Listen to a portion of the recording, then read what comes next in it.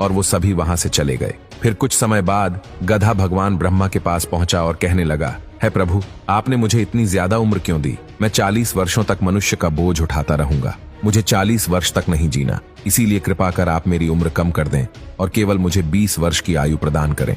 भगवान ब्रह्मा ने जब गधे की बात सुनी तो उन्होंने कहा कि ठीक है, मैं तेरी आयु कम कर देता हूँ, लेकिन तुझे अपनी आयु किसी को दान में देनी होगी। जिसके बाद ब्रह्मा जी ने गधे की आधी उम्र मनुष्य को दे दी और इस तरह मनुष्य की उम्र 60 वर्ष हो गए। फिर कुछ ही देर बाद ब्रह्मा जी के पास एक कुत्ता भागते भागते आया और वो बड़ा ही परेशान था। उसने भगवान से कहा कि आपने मुझे 40 वर्ष की आयु दी है, लेकिन मुझे इसका कोई फायदा नहीं।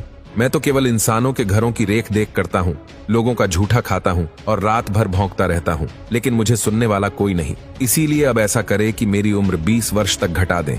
भगवान ब्रह्मा ने कुत्ते से कहा कि ठीक है, और इस तरह मनुष्य की उम्र 20 वर्ष और बढ़ गई और ऐसे मनुष्य की आयु